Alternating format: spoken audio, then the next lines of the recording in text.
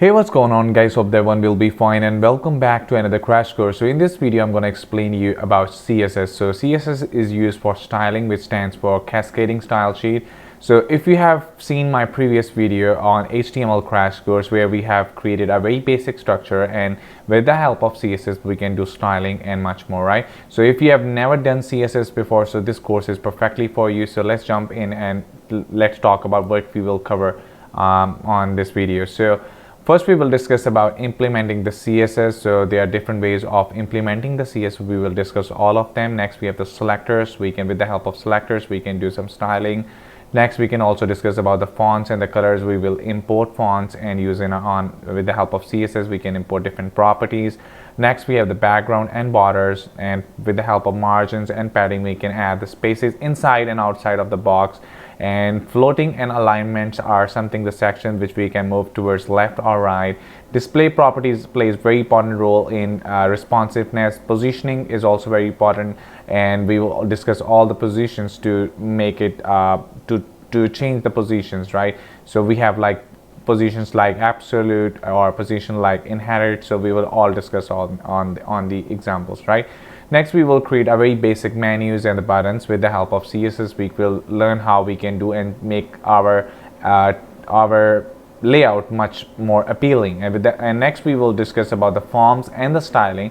So we will create a very basic form. So if you have seen on my HTML crash course where we have created a very basic HTML with all the layout, but that form doesn't look very appealing. So with the help of styling, we can do and make our form more attractive. So the last and very important thing is the DevTools. We will learn about how we can use DevTools, and DevTool plays very important role for making things a lot much easier, for doing some stylings and all the calculations. So that's what we are going to discuss in this whole crash course. So I hope you will really like this whole crash course on CSS. So let's jump in and get started on the coding section. Alright guys, so welcome back to the CSS crash course. So if you have seen my HTML crash course where you have seen that I am using my VS Code, and you can do and install that. And the reason why I'm using this text editor, because it provides you a lot of extensions which make things much easier for you. So by default, it also provides you something which is known as Emmet, which can really speed up your HTML5 code, and you can do things much easier, right? So I have also installed some extensions. So if you haven't watched my video, but I recommend that for all the beginners. If you have no idea about the CSS or HTML, you should watch first my video, and then you can come back here. And if you are a beginner, or if you're intermediate level, so you can watch that, and you can even skip the section which you don't want to see, right? So because I want to explain things very much simple for absolute everyone, right? So now if you need to click on this extension, and if you click on it and just write here live server, so basically this helps you to you don't need to reload the page every time. So this is going to do things automatically. So that's also the very good feature of live server. So I have already installed it, so you can install that extension, right? So let's create here a file first with the name of basics.html. all right, and the reason what I'm going to do here is because without HTML code we cannot do any styling. So I'm going to do exclamation mark and tab. So I'm going to open up my boilerplate, so just like I discussed in my previous course. So just right click on it and click on the open with the live server in order to open your live server. So I have already opened up on my Edge, so I'm just going to copy its URL and just paste it right here. All right. So now I have opened up my live server. So let's first discuss about some very basic CSS. All right, so basics CSS. So basically I'm going to explain you how we can implement the CSS with different ways. So let's going to write some HTML underneath that inside the body. So let's write h1 and let's set that to be hello world, and if I just saves it, and you can see now it will reflect on my browser, right? So because I'm using the I'm opening with my live server, so you could see that it will automatically reload that, right? All right, so next I'm going to do here is let's do another heading, and let's set that to be CSS tutorial. and let's give it here H3 and set that to be AB Nation Programmers. All right, and if I just saves it, and you can see that headings 1, this is heading 2 and heading 3, right? Now this looks very much similar what we write very normal CSS, but with the help of CSS we can do some changes. So the first thing I'm going to do is to discuss about the inline CSS. So let's write some comment on it first. So, and let's write here inline CSS. All right, so let's give it here a style of, I'm going to give here a style of color with the green. And basically if I just saves it, you can see now the heading, we have our heading with the color of green, right? So basically this side of the styling which I've done with the help of style, we are using the property, and this is the value. So basically this is the inline CSS. We are doing that styling inside the tag with the help of style. So basically I don't recommend you to do inline CSS, because when you have a big project going on and you are doing with the help of inline CSS, you're applying different property which make things a lot much complex for you. So I recommend that it's just for showing you that you can do it that way, but I don't say you it's a recommended way of doing. So this is basically known as the inline CSS. All right, so next what I'm going to do is we can also do with the help of internal CSS. So let's do and go inside my title, and just inside my head tags I'm going to create my opening and the closing style tags. So let's give it the comment. So in case if I just want to give the comment like that way, I won't do it, because we are using inside my CSS. So in case if you want to give CSS styling, you need to do something like that. So the / and then asterisk and the asterisk and the /, right? So that's where we are gonna do our comments. So comments are something which don't show on our browser, but it makes your code much more readable, that why I'm writing this line. So that's why it has no part with the coding. All right, so let's give here the internal CSS. Now in case if I want to style my CSS tutorial, I can do the styling with the help of tags. So here you can see our tag is h2. So I'm going to define here h2, and let's bring some brackets, and inside those brackets I'm going to give it the color of something.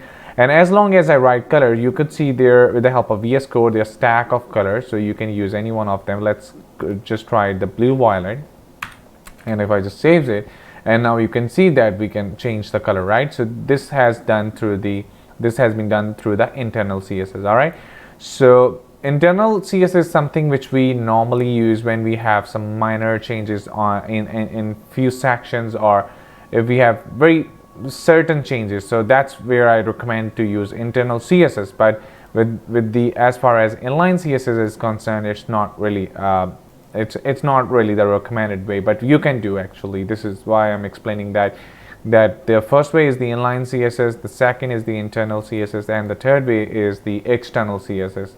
So for the external CSS, we need to create a file. Let's create a file with the name of style.css, and you can create anything, right? You can set that to be main.css, app.css, but style.css is again the recommended way, because it explains you that you have a file with the name of style, so you are definitely doing some styling.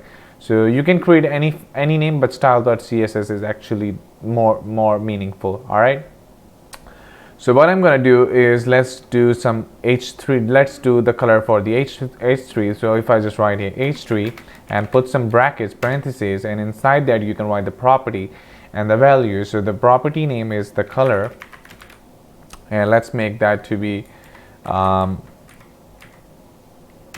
If no, this not looks really darker, so give it the color of blue. If I just try to save it, and you see nothing happens here. And the reason why it doesn't happen, because our basics.html file doesn't know that what actually because it's not the part of this. So for linking this file, we need to do something here with the help of links. So if I just simply type link and the tab, so this is going to give us a style sheet. So this style sheet shows that, and we have another attribute with the name of href, so which will going to link our CSS. So if I just simply type style.cs and then saves it, so you see now we have a blue color. All right, so that's how we can link our styles. So this is basically our external CSS. So I just want to comment this so you guys can see. So let's write here external CSS link. All right, so if I just want to control and the question mark, and you could see now we can command this, right? So this is a way of, and in order to do the styling for the CSS, you need to bring something like that, right? So this is very much basics for how we can manage the CSS, implement the CSS, right? So I hope you guys get some idea out of it. So let's jump in and let's look for some selectors. All right, so what I'm going to do here is let's create here a file with the name of selectors.html. Saves it, and let's jump in and let's write some boilerplate. Again, I just type exclamation mark and tab. So this is going to create a very basic structure for the HTML. So every file for every individual file I need to run my live server. So let's open the live server and let's copy that, and just, or you can change the name of the file because this is going to remain the same. The local host and the port number remain the same, but on our case is selectors. So just, you can also replace that with the selectors.html. all right, so I just press enter and you see now we have a blank page. All right, so let's look for some selectors. So I'm going to give here CSS selectors, saves it. All right, so let's inside there, I'm going to create some HTML. So let's define here some divisions and the tab. And if I just need to pass some ID, I can also do div ID with the name of main. All right, so let's give it here an ID, and I'm going to give some headings. So let's give it here h1. Inside h1 I am heading 1, and I also need to give some paragraphs. So let's give it a lorem of 20 and tab, saves it. And next we can also give here, let's outside of this div ID main, or it's fine, okay, you could do there things like I'm also want to give here a div ID of about, and inside that I'm going to give some h2. Let's give it the about section. Let's write here paragraph tag and lorem of 20. All right, so now we have our very basic HTML. Now in this video I'm going to explain to you how we can use some selectors. All right, so selectors are basically with the help of some IDs or with the help of some classes we can do some certain changes, right? So what actually it means that, for instance, if I want to change the color of this complete page, so I need to pick the ID, right? We can also do select with the help of tags like body. So let's explain things here. So I'm going to open up and the closing tag for the style. Let's give here a body, and I'm going to change the color of the background of this complete background. So what I'm going to use here is a property with the name of background, and let's give it the color of hash F4 F4 F4 and saves it. So this is going to be light gray, and you see that now you can definitely see the color change. And if I just want to give it the red color, you could see the whole page becomes red. All right, so you can apply their different certain changes. So this is basically the element selector, right? So I just want to comment this on top. So let's give it the name of element selector. All right. Okay, so now down underneath that we can also do one more change here. So if I want to give it the h2, let's give it this h1 first. So h1 class equal to, I want to give it the main dash heading, saves it. And now if I want to access this h1, I can use this class, but you have to remember that for the classes what I'm going to use here is the dot. So if you're using ID as a selector, you have to use here a number sign with the hash, right? Now because we are using here class, so I'm going to use here dot, and let's write here main dash heading. All right, So let's opening and a closing tag and just close that, right? Okay, so right inside that I'm going to use here the color. Let's give it a color of white.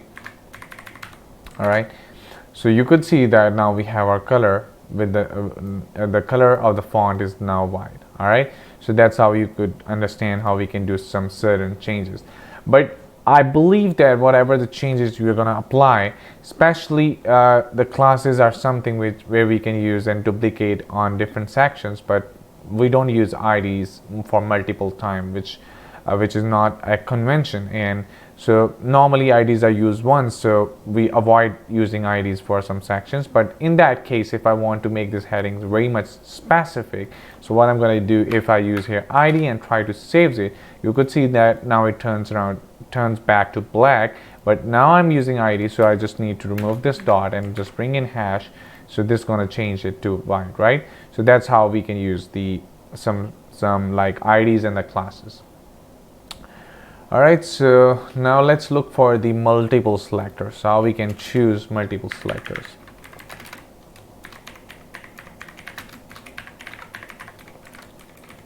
All right, so in case of multiple selectors, so what I'm going to do is just use this ID as a main. Let's suppose, because this is an ID, so I'm using here hash main. And I also want to change that about. Also, I need to select this about section. So what I'm going to do here, let's give it the about, and I just need to give here some changes. So let's say if I just want to give you a border. So if you have no idea about the borders, which I'm going to explain in the coming sections, but still, if I want to give it the 1 pixel solid, and let's give it the hash 333 and saves it, and now you could see now we have our borders, right? So borders for the about us section and the borders with the main, right? So that's what I'm going to use. So if I just want to increase the size of the border, you can also do. So you could see here the gap. So basically this is covering the whole div, basically, because we have our inside our div ID of main, we have our h1 and the paragraph. So this is going to cover once. And now why it's duplicating here, because this is for the main complete section, and inside that I also give the border for my about us section. So that's why you could see here almost two very much lines which are very much narrow. So if I just want to give it 6 pixels, so you could see now definitely there is two borders, right, in the about us section, because we have used here twice. All right, so let's give it here some, we can also give some paddings. Let's like 10 pixels, which I haven't covered this, so don't worry about it. We can also give some margins, and so margin to the bottom, let's give it 5 pixels, so you could see some space down, right? So we will definitely discuss that, but this is just want to show you that we can do some changes like that, right? So what if I just want to choose, because you could see that this border basically cover up the two things, how we can do some multiple selectors. But what if I just want to choose from the this div main ID and just change the font size for the paragraph? So what I'm going to do here is, so first I'm going to use here the ID for the main, and I need to change the text for the for this section inside that. So what I'm going to do here is, so for the main, let's give it the paragraph tags. So I need to change only the font size for this paragraph. So what I'm going to do here, I select the ID of the main, and I need to use the paragraph tag. So let's, in order to change the size, so I'm going to use here a property which is known as font size. Let's give it a 20 pixel, and if I just try to save it, and now you could see that the size of the font increases. All right, so that's the very basic selectors that what we are going to use. So I believe it makes sense. All right, so this is basically the nested selectors.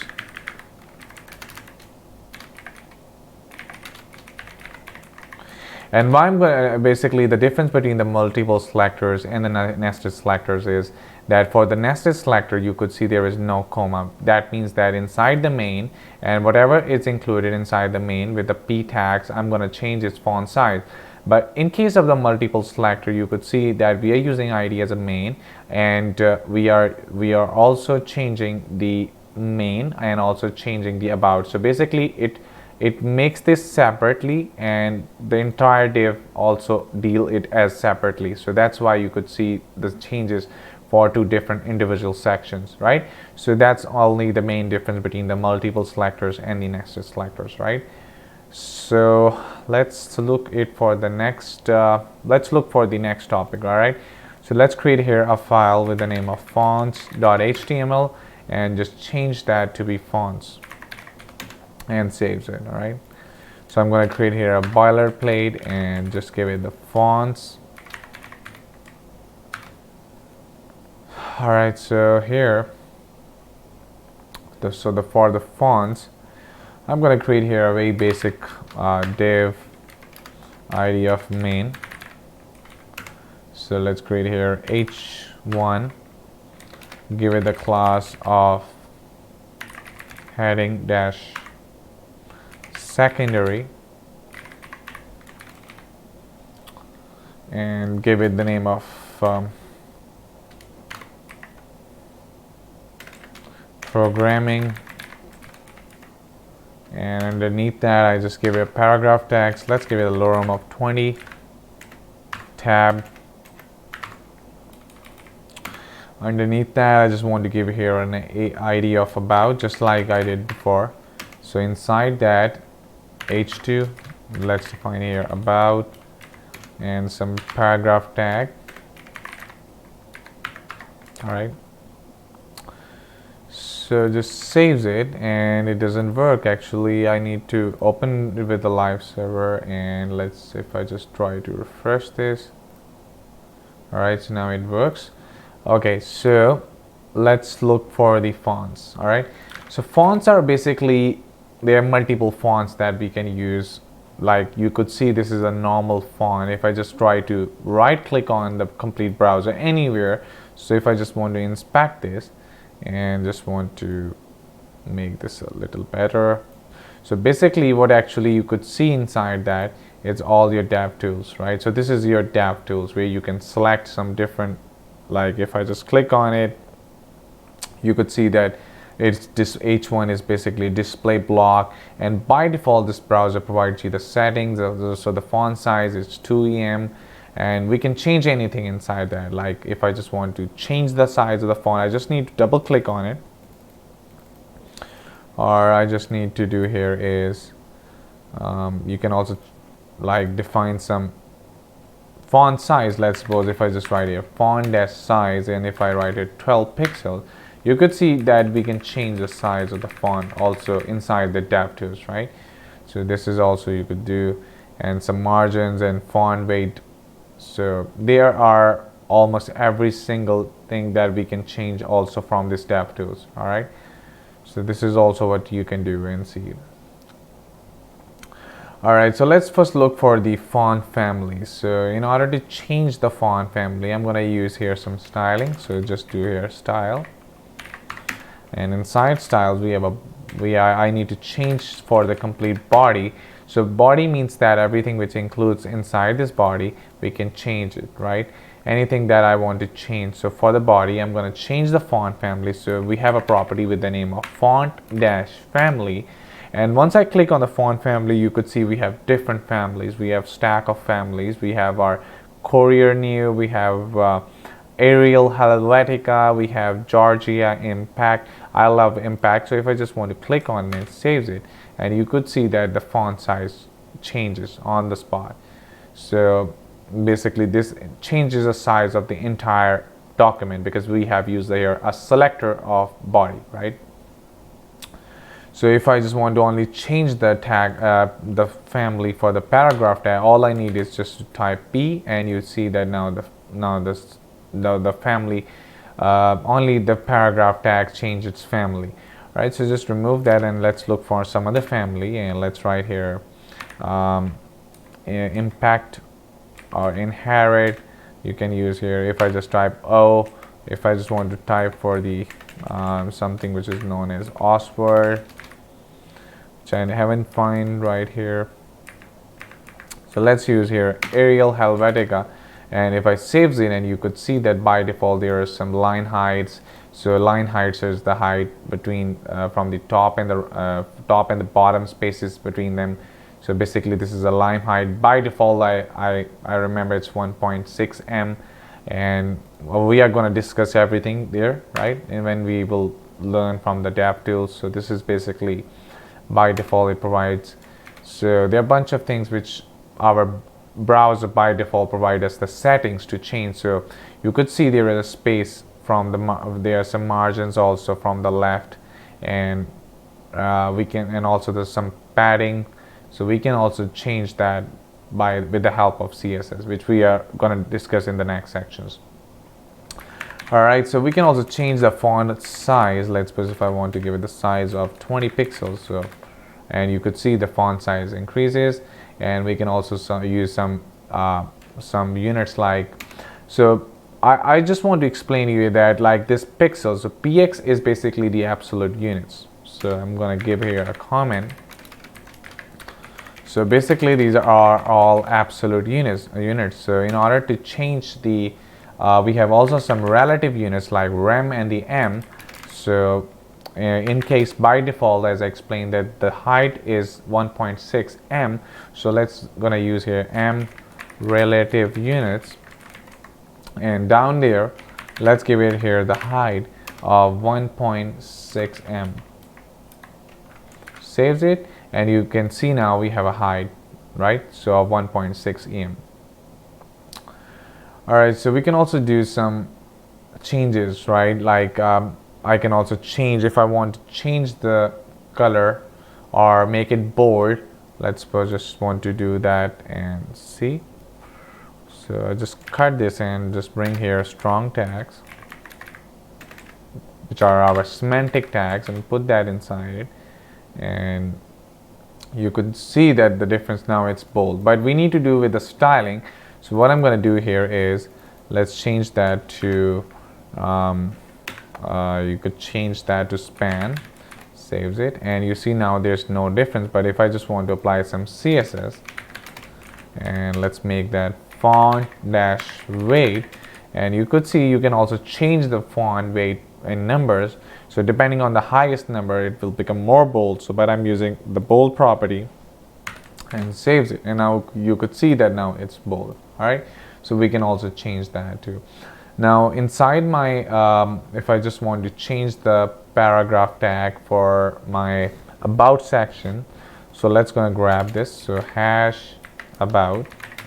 So basically this is coming from this ID of the about, and I want to change its paragraph to italic. So let's bring here the paragraph and change that to font dash style, and just give it the property of italic. Alright, saves it, and now you could see that the only paragraph we have changed the font style to be italic. Alright, so that's what we are going to do. Okay, so there is actually a very good website which Google Fonts, fonts.google.com. So first look for that. So I'm going to go to the fonts.google.com. We can also import the fonts. So I'm going to open up that, and if I need some fonts for the EBU, let's just open that, just click over on it, and there you could see that you have different properties for the styles. You have some thin of 100, you can use extra light 200. So let's first choose that one. So I'm going to click on the select this one, and you can also import that in your CSS, or you can import you can use as a link, or you can use as an import. But then in our case we haven't used any style.css, so we can only help with the help of link. We can import that property, and very next to it you can see how we can the rule to use that. So I'm going to import that first inside my, just right after the title. I'm going to bring this in, and I'm going to use this property. So let's bring this in and use here, and if I just comment this, and let's go inside your browser, and you could see now we can also change that. You can also make that italic just for the convenience. I just want to show you, right? So that's what you're going to do for that, right?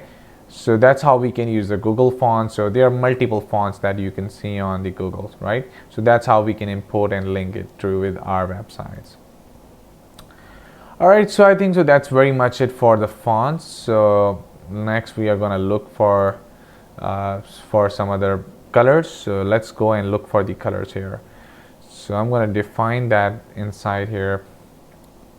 So basically we have our colors in different cases. So if I want to change the color for the H1, so for the H1, if I want to give the color, so let's give it a color of green.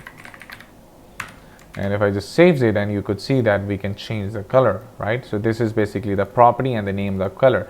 So you can also change the color. If I just type A, you can see the color with different names. If I type B, so this is very cool in the Visual Studio Code that you can change the color on based off the it provides you multiple options to change the color. But keep remember that it's always be a good way to make your color scheme according and font colors to, like if I want to show you an example, if this color of the font is black and my background should be black, which makes no sense. So I'm going to use here something, an ID of main. So let's give it an ID of main and give it the background, dark background. So if my background is black, very dark gray, so you can't see, you cannot see the color of your font. So in order to, you must know and understand the concept that you have to make your color scheme, like if you can see what actually matches or what is more visible. So if I just make this color to white, and now you could see that it's more visible, just like in the case for, if I just want to make this entire div white, so I just need to put that inside my main. Okay, so now it's more visible. So you just need to keep remember that, right? Okay, so I just don't want to make it so much dark, so just give it the light gray and make the font black. All right, so you can also use some hexadecimal numbers like hash 000. So 000 is basically black, and if I use here hash triple, if I use for the main, so you can also do that. So I'm gonna remove that from here. So you can change that to blue, whatever you're more comfortable with, right? Okay, so next you can also change the color with the help of RGB, right? So basically, which means that RGB is basically the red, green, blue. So inside that, I'm gonna define, so it has the maximum value of, if I'm going to use RGB, you need to give the property name of color and the values which is inside the RGB. If I define everything 0, 0, and 0, so basically this should be black. So I just need to remove this background for now. I don't need that. All right, and basically this is for the black color. So I just want to what I'm gonna do is for the about, I just use H2, and if I type here 255, 255, and 255, so this should be white, and you can't see the about color because this turns out to white, so it's hard to see. So you need to remember that it starts from the 000 and ends to the 255. So this is the maximum number for it. So basically this is the last. That's usually the tons of color codes you have to learn, but you need to at least understand that it starts from where and ends from where, right? So this is you can use for the RGB, right? So just right here, RGB. All right, so next you can see also the hexadecimal numbers. So just I've shown you.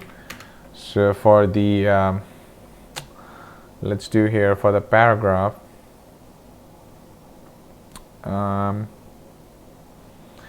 You can also change that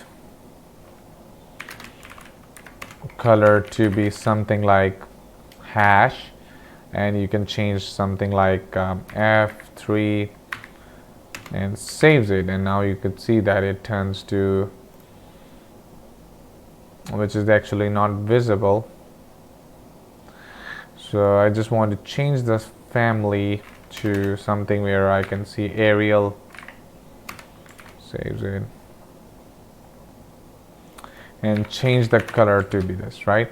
So that's how you could see the color size changes. So basically this is the hexadecimal number, and this is very much to it. Like if I use here 000, if I bring there zeros, you could see now it turns to the black. And if I type here FFF, which in the case of RGB, which is 255, and the text is not visible, right?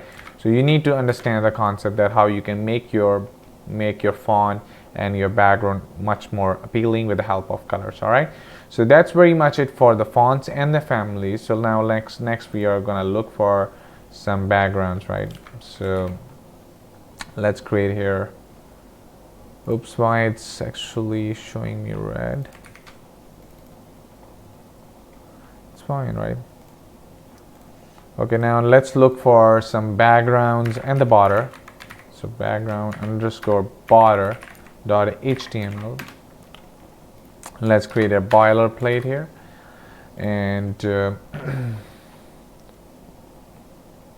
let's change that to be background. So background and borders.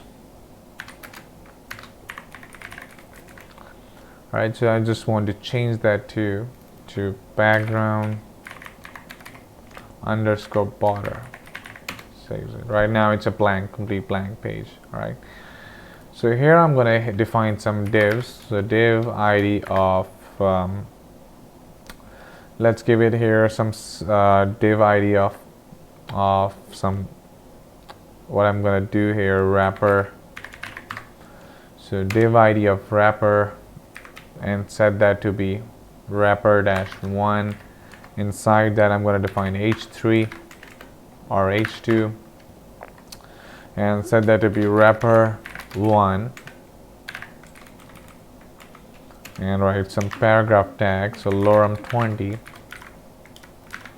So let's copy that all and paste it 2 more times, right? Saves it, and change that to be wrapper 2, wrapper -2, change that to be 3. All right, so we changed that all. All right, so now I'm going to show you how we can change the borders, how we can add the borders. So in case of the borders, so I need to write some styling inside my head tag. So let's bring some style, which is known as the internal CSS. All right, so first choose the wrapper -1. So in case to do some styling, we use here a selector, which is the hash wrapper -1, and open up opening and closing parentheses. And I'm going to define here something which is known as background -color. So if I just want to change that color to be coral, and you could see that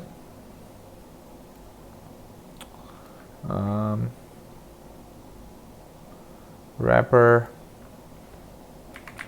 -1, right? And now once I just type wrapper -1, so this is going to change that color, background color, to be coral. So you could see the background now changes. All right, so we can also change the width of the border. So let's give it the property of border -width, and let's give it the border width of 2 pixels. And if I just try to save it, and because I'm using here, let's make this little larger in size, and you see that basically in case of the borders, there is a borders outside of this boundary, but you can't see it properly. So just want to change that to 20 pixel, sorry, 20 border width. And I need to do one more stuff here. I need to also give it the border -color to be blue, and I just want to give it the border solid, sorry, border -style of solid. Saves it, and now you could see that our the border width is basically 20 pixels, which is very much. So just make 10 pixels, and now you could see this is your border, right? So we can also change the color of the border. which is blue, and we can change the width of the size, which is very much thicker. So just make it much like more, make it thin, like 3 pixels, right? So now border dash width 3 pixels. We can also change the color of the border, and basically this is solid, so it provides us bunch of properties. Like if I just want to, you can use here something which is known as dotted, saves it, you could see the dot lines, right? So you can apply multiple properties inside with the help of that. Now we can also make it very much shorter. Like I don't need to define everything, like I can do it in a single line. So just want to command this by pressing Control and the question mark, and I can also do with the one line, like border, and let's give it the 2 pixel solid blue. And if I just try to save it, so this is going to do the same thing with the help of a single line, right? So that's very much it for it. And next we are going to discuss about a few more things. Like let's give it the wrapper -2, and for the wrapper -2, let's give it the background of dark gray, saves it, and just change the color of the font to be white, which we have learned in the last video. And now I just want to make my border on the top to be blue. So how we are going to do is, let's give it the border on the top, so border dash top, let's give it the blue and change that to be solid 5 pixels, saves it.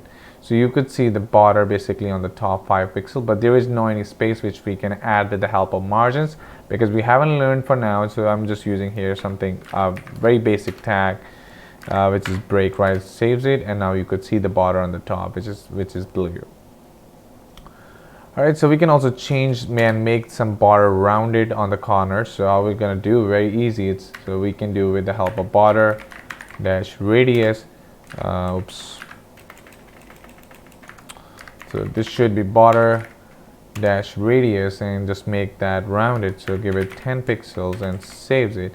And you can see from the top, right, left, bottom, it becomes rounded. So this is basically looks very, very cool with the help of border dash radius. All right, so you could see that how it makes things very much easier style. So this is why I recommend that styling is very important. You can't do everything with HTML. Without CSS, your website looks very horrible. Right, so now in order to change the border top left radius, if I just want to only change its radius, so we can also do that. So I just want to command this for now, and let's use a border top and the left radius only. I just want to change that, so just give it 10 pixels, and you could see now everything remained the same, but on the top left it changed its rounded shape, right? So we can also use border top left. I can also change the border right. So this is if I just saves it, and you can see now the top left and the top right radius is now 10 pixels more rounded. But if I just use border radius, so with the help of this property, we can change all from different. So we can change from top, we can change from right, bottom, and we can change left. So that's how we can use. That's what this property does, right? Okay, so we have covered up the about every single thing from here. So I just want to give some few more tags. So not few more tags, just make this paragraph more. Let's give it the lorem 200, let's suppose, saves it, and you see there's now I just want that scroll. The reason why I want this scroll, because I need to add some background image. So let's add some background image, and how we are going to use this. So let's use first the wrapper -3, which I gave here. So let's give here wrapper -3. So I'm just want to use some image at the back of this. So for that, I need to create here a folder with the name of img, right? And I need to just add some image which I have in my folder. Let's you can get any image, right? So I'm going to open up this js.jpg, and I'm going to put that inside my img folder. All right, so I add this one, and let's use here background dash image. So I'm going to add the URL, and the URL is, so I'm using here something which is /, which means that on my current directory I have a folder with the name of img/ and the name of the file which I have is js.jpg. So I'm going to use it js.jpg, and I saves it.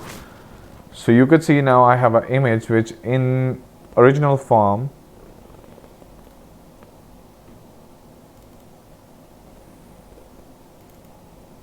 it looks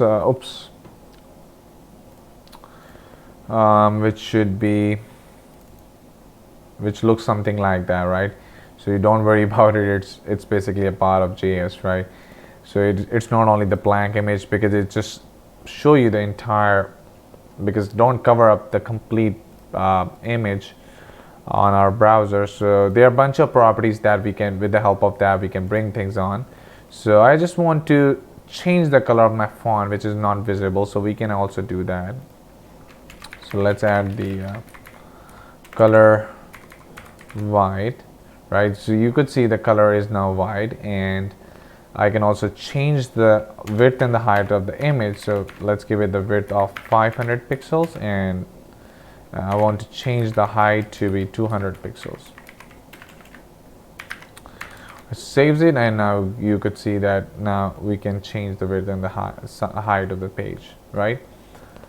Next we can also do is we can also change the position. So let's give here a property with the name of background background dash position, and I want to make things into the middle. So you can use something which in a background as position towards the center, and now you could see the JS right on the back. So now we can make things towards the center, and if I just give here something as top, so you could see now it moves a little much, so it gives some space from the top. So that's why I've used something which is not position.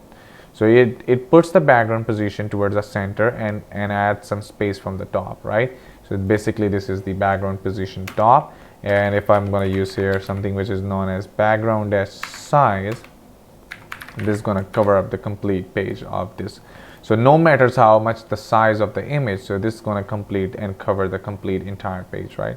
So this is background position cover. Alright, so we can also do very interesting stuff here. If I just want to, despite of using these so many properties, so I'm gonna make this down there, and let's comment this all.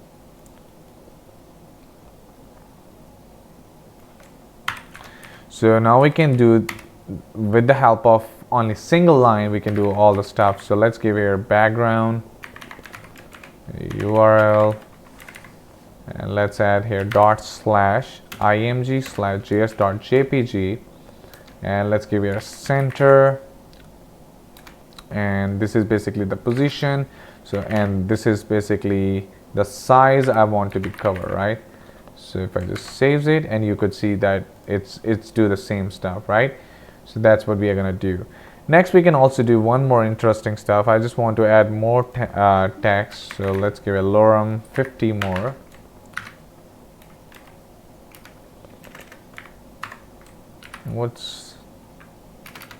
Let's give a lorem 50 tab, saves it, and alright, so I can also attach that, like I can fix this image. How we gonna do this? So let's do here is background dash attachment and make that fixed. If I fix this, and now you could see that on the background the image remains the fix. So this shows you something like effect known as parallax. So you can also do that very much interesting stuff, because we don't have much scroll. So let's make it 300 more, and if it saves it, and you could see now it looks very much cool, right? So that's what you're gonna do with that stuff, right? So I hope this is gonna be cover up. This is gonna cover a lot much for your some backgrounds and the borders. Alright, so now let's look for another topic, and this is going to be about the padding and the margins. So let's give it the name of box_model.html. So let's define here a very simple boilerplate and change that name to be box_models. Saves it. It's not model, it's box_model, right? So give it the name padding and margins.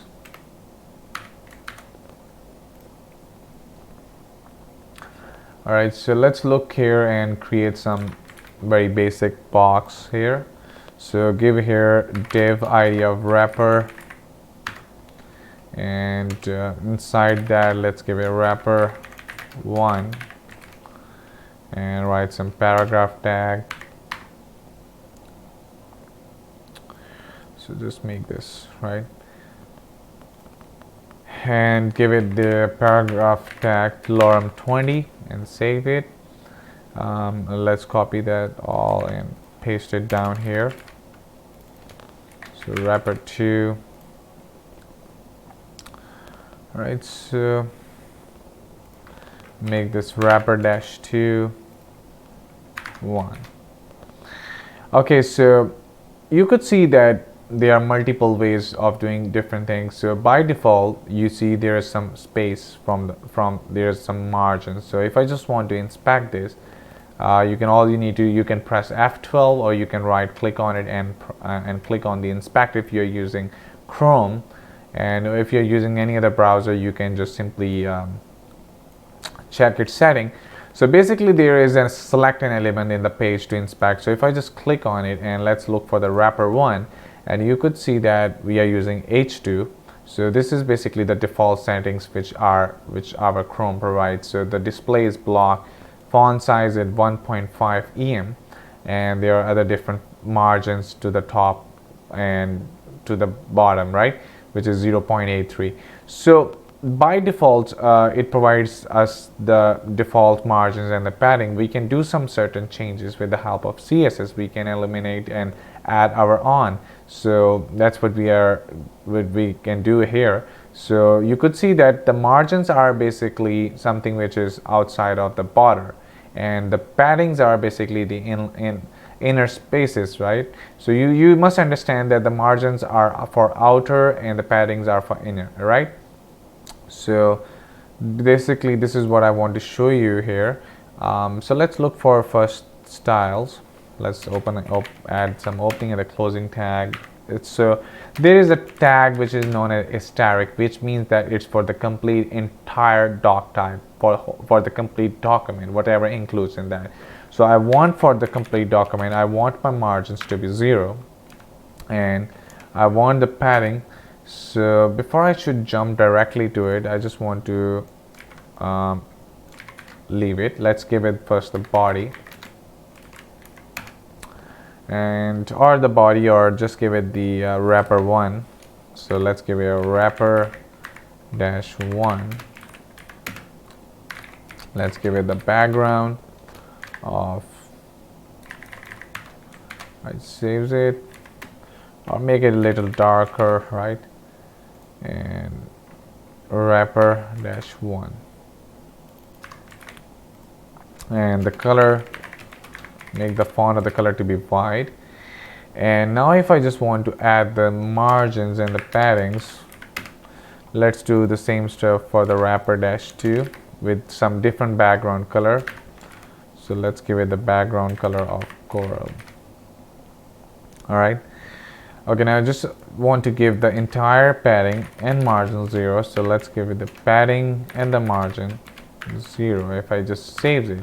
And now you could see that it removes all the margins and the padding to be 0, which by default our Chrome provides some space from the inner spaces. You could see from the heading and the paragraph there are some spaces, and also from the margin spaces from the left. So once you type here padding and the margin 0, so everything removes, right? So this is how we can change with the help of CSS. Alright, so this is for that. And next we can also do here is let's create here inside the box for the border one, for the wrapper one, let's create a border. So let's give it the border of 1 pixel solid blue, saves it, and just want to give it 4 pixels so it looks wise more visible. Right, so we have some now borders, and now if I just want to add some spaces, we can like do many different things. So first I just want some spaces, internal spaces. So how we are going to do is, let's do here is give the padding from the top, let's give it the 20 pixels. So if I just saves it, and now you could see the space from the top is the 20 pixels, right? Now if I want to have my padding to the right, let's give it the 10 pixel, saves it, and its padding from the right is now 10 pixel. We can also do padding from the bottom, so let's give it the 20 pixel, and the padding from the left, let's give it the 10 pixels, saves it, and now you could see, so now we have our padding for the top. So basically these are the internal spaces from the borders, from the outer border, right? So for the outer spaces we can add some margins, but before I should go directly to it, we can also do that thing from a single line. So I just command this all, and let's give it a padding of 20 pixel, and with the help of that it will provide you the padding from the top, right, left, and the bottom, right? So that's how we can do. So we can also do padding with the help of shorthand, like if I just want to show you. So let's give it the padding from the top, let's give it the padding to the top, because in my case the padding from the top and the padding from the bottom is same, which is 20 pixels. So what I'm going to do, for the top and the bottom I'm giving 20 pixels, and for the right and the left we have 10 pixels. If I just want to save it and comment this out, and you could see that it shows the same stuff, right? So we can also do that, and we can also do one more stuff here, like if I want to give like padding like 10 pixel from the top, like 20 pixels from the right, and bottom we have again 10 pixel, and towards the left we have 20 pixel, and saves it. So also this is going to do the same stuff. So we have multiple shorthands, we can do that, right? So this is all for the padding. So just keep uncomment that, right?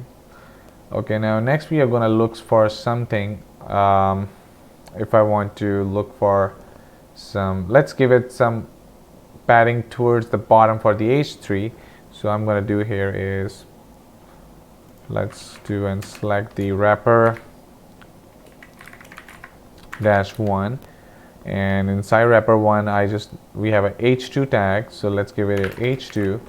I need some space from the top between the paragraph and the heading, so I'm going to use here padding from the bottom. Let's give it the padding to the bottom, 10 pixels, saves it, and now you see that there's a space from the heading and the paragraph, right? So look how cool it is. Alright, so we cover up the borders, we cover up the padding. So now next we can look for margins for all sides first. So just under, let's look for the wrapper -2. So I'm just giving some padding, 20 pixel, right? And let's give it some border. Let's give it the border of 3 pixels, solid, red, saves it. Okay, so make that blue, looks more visible. And just command this for now, right? Okay, so we have our padding inside, which is 20 pixel. Now for the outer spaces we use something which is margin. So if I use here margin and give it 20 pixel and saves it, and you could see now it has spaces, it has outer spaces from the border, from the top, right, left, bottom, which is 20 pixel, right? So this is one of the best features that margins provide, right? Alright, so we can also do here is for the margin top, if I just want to, let's just command this and let's give it a margin dash top and give it the 10 pixels and saves it. So this is going to bring me some space from the top, right? Now if I just want to give my border and saves it, now it looks more individual and more cleaner, right? So this is the best feature that margins provide. It provides us the outer spaces, right? So basically this is the margin dash top. We can also give the margin dash right. So give it 20 pixels and it will pushes everything towards left. So this is margin. So margin right pushes everything towards the left. If I use here margin left, this is going to push everything towards the right. So let's do it. So let's give it here 20 pixel, saves it, and this should be margin dash left. All right, and for the margin bottom, 10 pixels, and you see that with the help of a single property and with the help of individual property, we can do a lot of stuff. So basically now we can look for some shorthand as we look for the padding. So simply I need to do here is to give here margin and 10 pixel for the top right and 20 pixel for the left right and left. If I just saves it, so this is going to do the same stuff, right? And just like we can do for individually, like if I want margin, so margin like top, like right, you need to understand that it always have a flow like top, right, and bottom and left. So top, right, and now bottom and left. Oops. So if I saves it, so this is going to do the same stuff, right? So I hope you have understand about the basics about margins and the padding. So keep remember that the paddings are the internal spaces and the margins are the outer spaces from the border, right? So I'm going to take a short break off from here and I will be right back with our few sections which are left, right? So thank you, and I want to be right back. Alright guys, so welcome back here. So I just created here a file with the name of floats_align.html. So in this video I'm going to explain to you about how we can work with the floats and how we can align different tags. Alright, so just open the boilerplate, so exclamation mark, and make sure you have created the file, and I have already run my open with the live server. Right, so just set that to be floats and align. Alright, so I'm going to create here a class with a wrapper, and inside the wrapper I'm going to create here some IDs with a box. So I'm going to give here div with the box dash with the ID of box dash 1 with a class of box. All right, so as soon as I put that, and now if I want to give some heading, so let's give it a heading, and next to the h2 I want some lorem tag, so lorem 20, and this is going to create my paragraph text. And if I just try to save it, and you see now it appears on the browser. All right, so I'm going to grab this and want to paste it 2 more times. So I'm going to press shift and the alt and down 2 key, and now change that ID to box dash 2 and change that box dash 3. All right, so in my case I want that whole text towards the center. So if I want to increase its size, if I just want to inspect this and using a selector, and you see, you know that the heading and the paragraphs, the div tags and the paragraph are the block level. So what I need is that, what I actually want here in my case is to move this all the container towards the center, or the wrapper class. And how we want to do is we can use here some styling with the help of margins. So let's do here is let's give it a style tag, and I'm gonna give here the width. Let's give it the width of 900 pixels. Right, so if I just want to, let's give it the class with the name of wrapper, and just put that inside here. Right now, as soon as I give the class of wrapper, and if I saves it and go to my browser, you see still it remained the same. Now if I use something like a margin, let's give it the margin of 20, margin of auto, and let's save it. And now if I go to my Chrome browser, and still it doesn't work. I believe my live server is not working, or wrapper. Yeah, the spellings are wrong, so just give it the wrapper. And if I just try to save it, and now you see everything's moves towards the center. All right, now if I just want to make responsive, and yeah, not like that, if I just want to reduce the size, you see it's no more into the center, and the text is not readable towards the right. Now I have a scroll, I need to scroll it down towards the right in order to see my complete text. Now in order to avoid that, what I'm going to do here is, there's a property which is known as max-width, not here, right? So max-width, and if I just try to save it, and now you see, now I have my scroll removed from down, right? So that's what you can do with that. All right, so next I'm gonna do here is we can also bring some spaces from the top, right, left, bottom. Now if I need to give my 20 pixels from the top, all I'm gonna do here is, let's bring here 20 pixel. All right, so if I just try to save it, and now you could see the space from the top and right is 20 pixels. All right, so that's for the margins. And now I want that the boxes that I've created, box 1, box 2, box 3, they should be aligned on the same row. And in that case, we need to use here some property which is known as the floats. So let's first use the float, and I want to do some changes for my boxes. So let's create some classes for the box. I want to give the background color of, let's give it the burly wood, saves it. Let's give it the margin to the bottom of 15 pixels, 16 pixels, all right, and saves it. And now if I just try to see it on the complete browser, so it looks like this. Okay, so next I want to make my box 2 float to the left.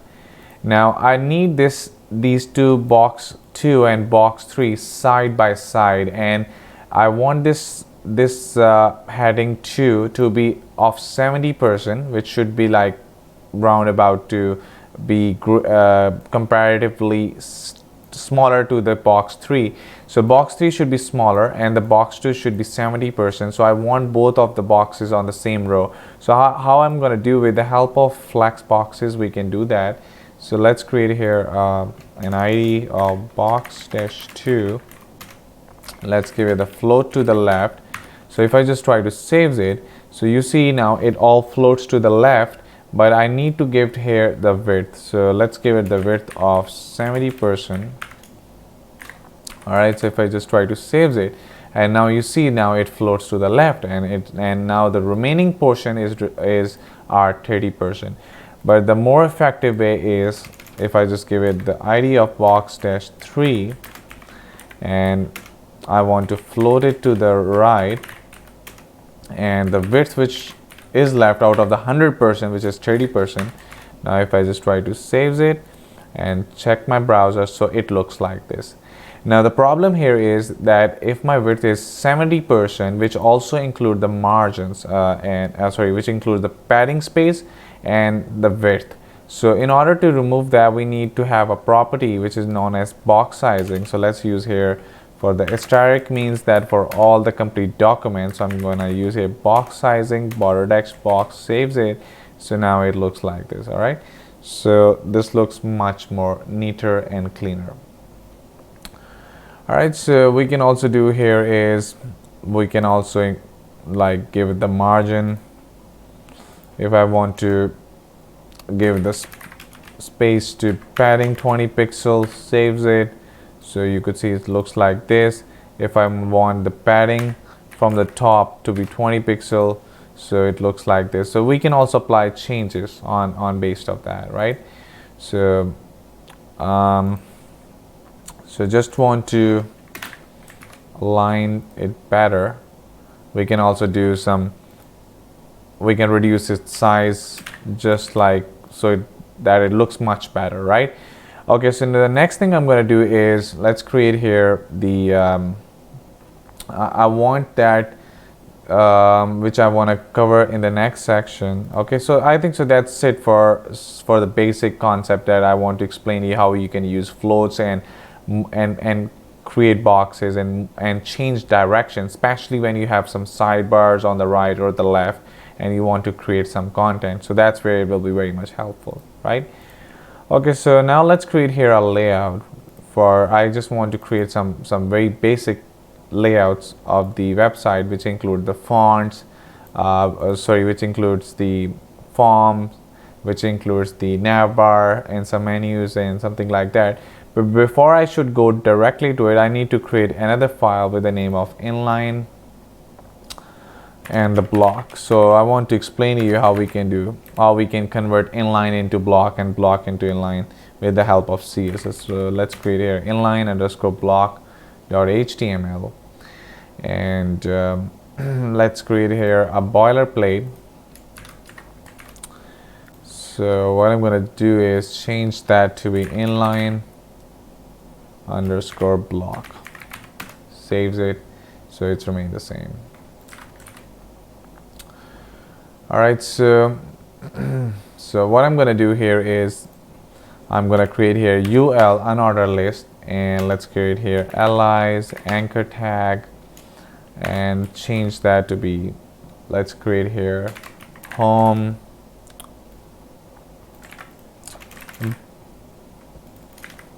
about contact. Right, if I just try to save it, and you could see now we have our list item. And one thing I'm going to show you here, if I just try to right click on it and just increase its size and use a selector,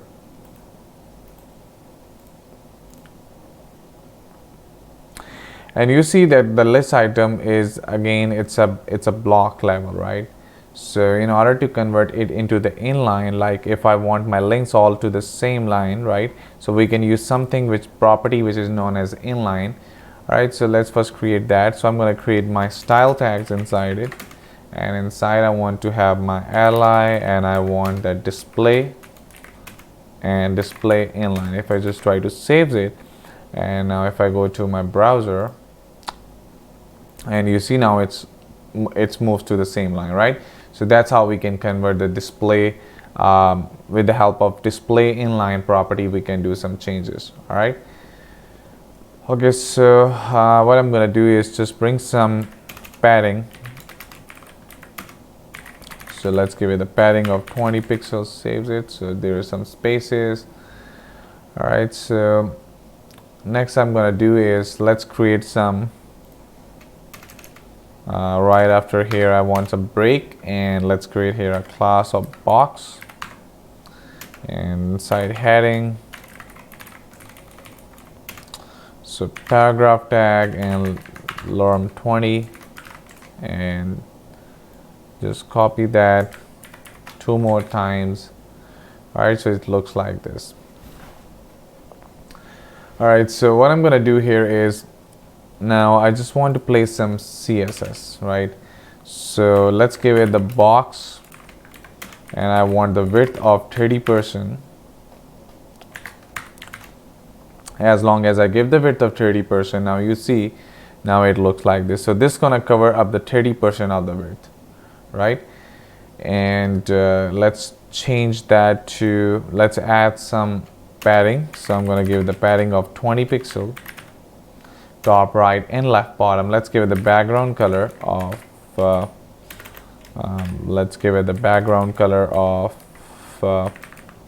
carrot blue. All right, and let's give it the margin to the bottom of 15 pixels. All right, so saves it, and check this out how it looks. So it looks like this. Now what I want here is that all 3 boxes, these 3 boxes should be on the same row, and with the help of flag boxes or grids, these things makes really much easier to use. But now, because this is not on this topic, so what I'm going to do here is we have to use some properties. So And now we have a property which, with the help of display, if I'm going to use here display and use something known as inline, if try to save it, and you see nothing happens. Now the reason why, because you know that the paragraph and the divisions have the I have something which is block level, right? So in order to convert that into the inline, I need to use both of them. So I have to use inline dash block, and if I just try to save it, and now you see that all three boxes move into the same row, right? So this is how that is how you can do and make things simpler for you, right? So I hope this gonna makes that's it for this video, right? Okay, so now let's create here the layouts file. Let's create some forms and margins, menus and some buttons. So let's gonna create here layouts.html, right? Saves it, and now if I go back to something which is known as layout.html, right? So this should be layouts. All right. Okay, so what I'm gonna do here is, first we have to create some very basic boilerplate for the HTML. Let's set that to be, so first we will create here Navbar, then we will create some links, then we will create some buttons, and we will create here forms. All right, so these are the 4 things that we are going to cover on this section. All right, so let's first look for the menus. So we have to learn how we can create a very basic navbar, right, with the links. So you see on websites we have a navbar with some links on it. So let's do it with let's create here an unordered list with a UL, and inside li let's create here an anchor tags with a link. So set that to be home. So I'm going to press Shift Alt and paste it 3 more times, or I want 4 links. So let's change that to be home, about, services, contact. All right, so just create that, and I'm going to refresh this. So this looks like this. All right. Now just right after the style tag, so let's go inside my head tag. Let's create here a style, and I want to change the font family. So I go here body and change the font family to be Arial Helvetica. So basically you see Arial Helvetica and sans serif, which I might forget on my font topic. So it means that if Arial is not present, then Helvetica works, and if Helvetica doesn't work, then sans serif. So that's a reason why we use some font families, right, like that.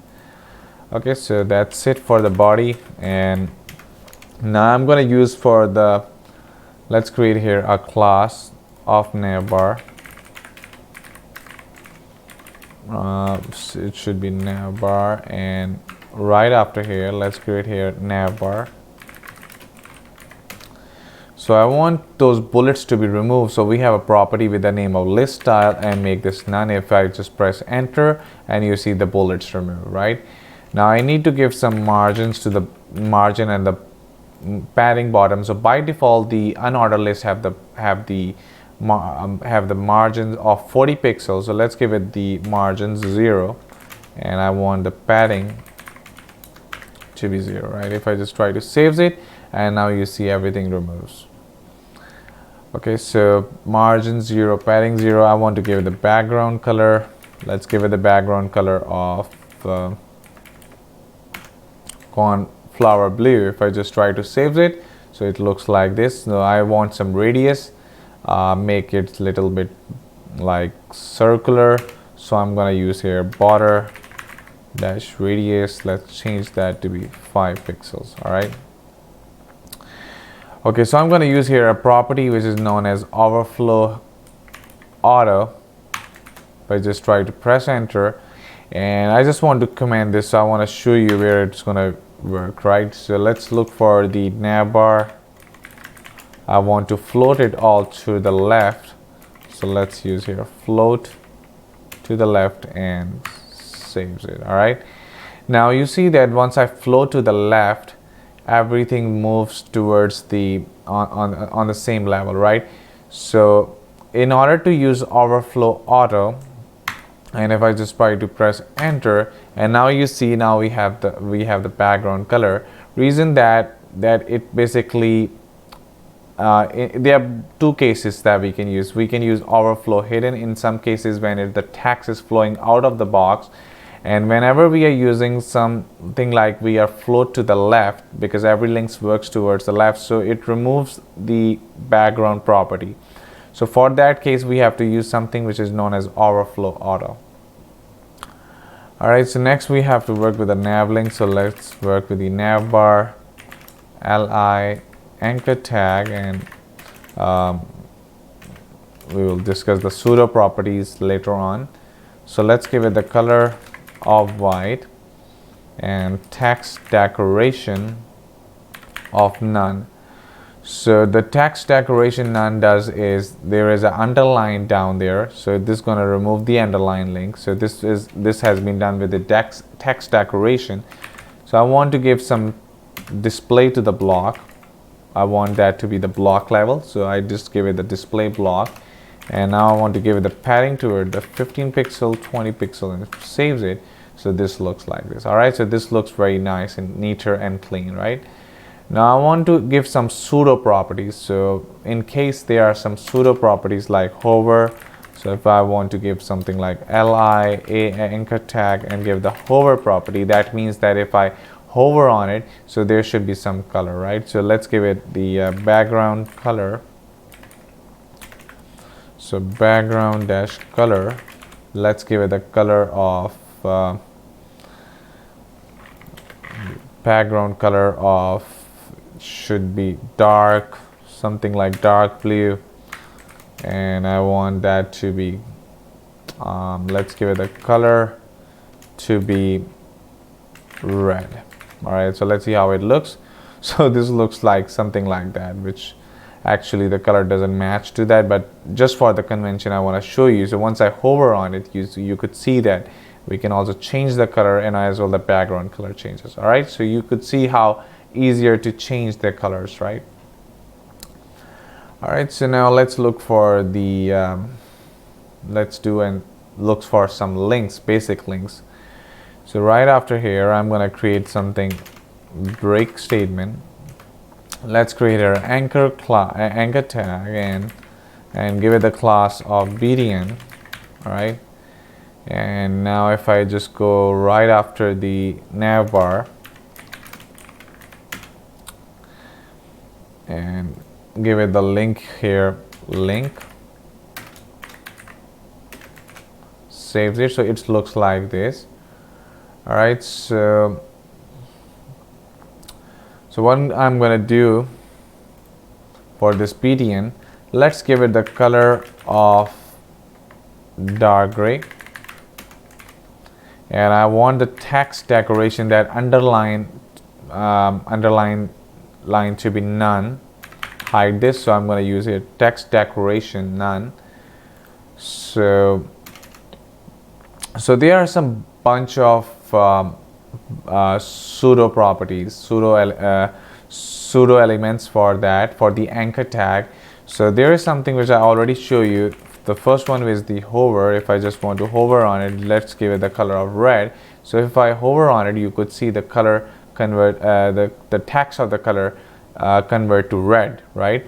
And next we also have a property which is with the help of visited, and if I just want to make the color of blue, saves it, and once I clicked on it, this is going to show that this link should be visited. All right, so if I just try to refresh this, so this should remain the same, right? So I just comment this one. So next we have active property. Now, so actually in case of active, so if I just want to click on it, so this is going to hold to red, and once I leave it, so it should convert back to what it is. So that should be the gray dark color, right? So this is what it does, that if it's active means if it's until I hold and clicked on it, so this is going to remain the color red. So this should be a little bit confusing. I just want to use color green, and you could see now if I hold on it, so the color remain the same, right? So this should be for that. Now let's do some styling for the BTN, right? All right, so we can add some background. Let's add some background of dark magenta, make that one, and let's give it the color of white, saves it. And now I don't want any border, so let's give it the border of none, and also increase the font size to be 16 pixels. And let's add some padding to the top right, so 10 pixel top and the bottom, and left and right 20 pixel. All right, so it looks very nice pattern, and I want that to be border radius of 5 pixels to have some rounded shapes at the corners, right? So this looks very cool, right? We can also change the hover property, so let's give it the btn colon hover, and let's change the color to be something like light gray, and let's give it the background of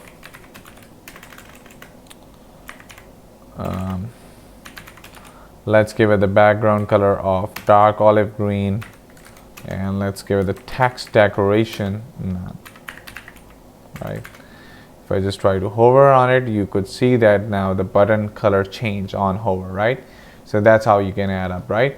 So this is very basic. All right, so now let's create here a form, right? So in my case of form, let's go and add some break statement, and let's create a form. So I don't need any action, so let's create here a class of my dash form. So let's create a form dash group, and let's create here a label for name, and input type of text. Let's give it the ID of name, right? Saves it, and I just need to copy that same and change that to be email. So email, and even though we don't need the name, right, it just saves it, right? And the last thing that I need here is the text area. So form dash group. So let's create the label for message. Let's create the text area. So I don't need any columns and rows because we are going to convert that from with the help of CSS. So just make that same, and let's create the input type of submit and value of submit. So right, so once I saves it, so you could see that how horrible it looks, right? So despite of getting the break statement, I just need to use here some div and use some margin from the top. Let's give it the margin from the top to be 50 pixels. All right, saves it, so it makes my form little down, right? Okay, so let's do some styling, right? So what I'm gonna do here is, let's first make the background. So make the background a little bit grayer, light gray, right? It saves it, so it looks like this. And down here, let's create here my dash form. Let's give it some padding, so padding of 20 pixels, so it looks like that, right? Next, I want my form dash group. I need to give some padding from the bottom, so it should be about 15 pixels. So you could see now the space from between the form from the bottom. And next we are gonna do is, let's make the labels, and make the label display block, because you know the labels are inline. So in order to convert that, I'm going to use a display block, and now you could see now it convert that into block level, right? And now in order to change my input field, so I'm going to use my dash form, and the type of the form, the field is the input type, and the type which is text. All right, so you could see that this is actually coming from the type of text, right? We have our type of text, right? So I'm going to use here input type equal to text, and let's add some padding of 8 pixels, and let's give it the width of 100%. All right, and if I just try to save it, and you could see now how it looks. So it looks very much cooler and neater. Now in case of the text area, so all I'm going to use here my dash form and simply use text area. I forget to bring here dot, and if I just try to save it, and you could see now we have our form, right? So that's how easier you can style your form, right? So this is, I believe, everything that we have covered up, almost everything. So I hope that last video should be the last one, and where we are going to discuss about the positions. So I'm going to take a short break here, and I will be right back in the next video. Alright guys, so welcome back here. So in this video I'm going to cover up the positions, which is a very basic and very important concept in CSS. So basically the position is a CSS property that sets how an element is positioned in a document.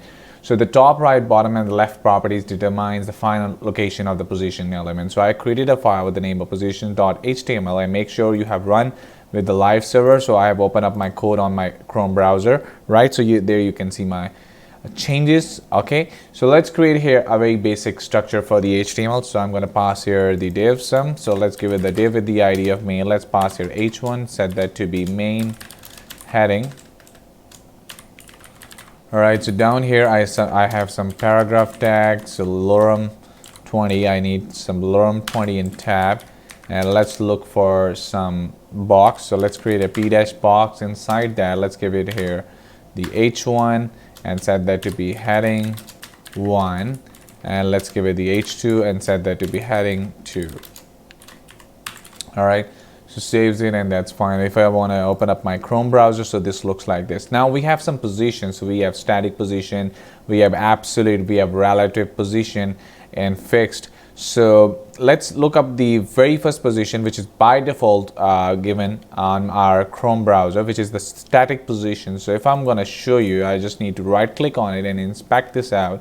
And if you go to the computed, and there you can make sure your show all should be clicked. So if I just click on the show all, and I need to search it, I hope there is an option for the search, but let's go directly to the position which starts from P. So here you could see that by default the position is static. So make sure that the first position is by default given, which is present in on our browser. So the position is static, right? So now let's look for the position absolute. So but before I should go directly to it, I need to just do some basic changes. So let's make that box dash 1. All right, so I'm going to create here a style. So inside style, let's give it the dot box dash 1, and let's give it the box dash 1 of width of 500 pixels and the height of 500 pixels. Let's give it a border of 1 pixel solid and black. All right, so let's give it a margin, make that into the center. So from the top and bottom, I just gave 20 pixels, and the auto left and right. So now the position that I need here is relative, but before I should write directly to it, so I want to show you how it looks for the first attempt. So this looks like this, right? So we have the heading 1 and we have the heading 2, right? All right, so now the next thing I'm going to do here is let's first make some changes for the h1. So I'm going to do here is let's create here a box dash 1, and I want to have changes for my h1. All right, so I just create the selector, and inside that I need to assign some position. So if I just want to give it position of absolute and try to save it, and you see that it overlaps, right? And the reason why, because the position absolutes have no any ancestor. So the definition for the position absolute is the element is positioned relative to its first position or non-static ancestor element, which actually means that we need to have the ancestor. But in our case, which is the document, which is the body, so basically it compares what we have for our comparatively with our complete document. So in order to fix that, what I'm going to do here is, let's create here a body tag and give it the height of 1000 pixels. And if I just try to save it, and now we have the scroll, and I just want to create a scroll so you guys could see properly. And for this position absolute, I just need to give some let's give it the top 50 pixels and bottom 20 pixels. And if I just try to save it, you see now it goes out of the box. So I need to define a position which is relative, which is our ancestor position. You must keep sure you have the relative position. So in order to do that, I need to do here is, let's create the let's give it the position of relative. So I'm going to give it the position relative, and if I try to save it, and now you could see that the heading one is now basically inside the box, right, inside the main parent or ancestor, right? So this is basically the difference between the relative. You must need to know that you have your position relative before you should change the top and right of the absolute position. So if I just want to make this like give it the position of 80 pixels, and if I try to save it, so this gonna moves up to the top. From the top, it's gonna give you the position of heading 1. So let's inspect this out, and if I go to my styles, and if I just try to change its position, you could see that now it goes out of the box. So if I just try to give it the 0 pixels, so this not gonna move out of the box, so it should remain inside the container, right? So this is basically the main difference for the position absolute. All right, so now the next thing I'm going to do here is, let's look for the another position. So I'm going to create here another div, or that's fine if I just want to change h2. So let's look for the h2. So I'm going to do here is dot box-1, change the h2, and if I'm going to change its position, let's give it the left 300 pixels, and let's give it the bottom of 200 pixels. All right, if I just try to save it, and you see now it sticks to the same position. So this is basically our heading 2. If I just try to change its position, so there is no difference whatsoever, right? And so basically the relative positions is the element is positioned according to the normal flow of the document, which is static, and then offset relative, then this offset, the relative property which I'm going to use, will relative to itself, and this is going to change the values on top, right, and left and bottom. So if I just want to change the position, let's give it the position of relative, and as soon as I give the position of relative, you could see now it start going and change its position. So I just want to make this like inside, must be inside the container. So let's give it the 50 pixel. All right, so, and this give it the 50 pixel. So oops, so 20 pixel, all right, from the left, and make the bottom to be 20 pixels. All right, so that's how we can change the position, right? So make sure that for the relative positions, we need to have the position relative in order to change the top, right, left, bottom, right? So basically this is the very basic example for the position relative. All right, so now let's look for the position. The next position which I'm going to explain to you here is the position fixed. All right, so let's create here the a very basic link for that, right? So let's create here a link, and let's create here a class of btn-link,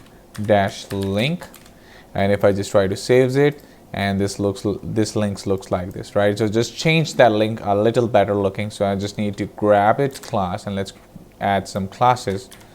So dot btn dash link, let's give it the color of white, and let's give it the padding of 5 pixels, 10 pixel left and bottom, and give it the background color of dark gray.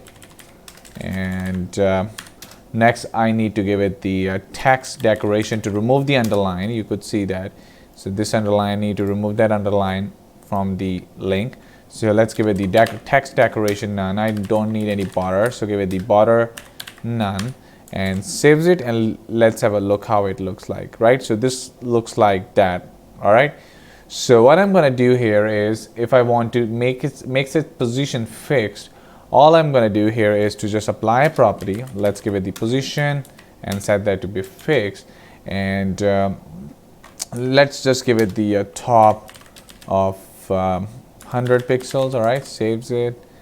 So if I just try to scroll up and down, and you could see the the link is basically fixed. So in most cases we use when we have some content which we need to display, and some navbar or some main content that where you need to place your content, right? So the element is basically positioned relative to the browser window. All right, so this is basically the example for the position fix. All right, so now just look for the position fix. So in case of the position fix, so the element is positioned relative to in case of the fix, so the position is relative, right? But in case of sticky, we need to the element to position based on the user scroll position. So in order to do that, I'm going to create here the box. So first I'm going to create a div down here, and let's give it the let's add this div ID of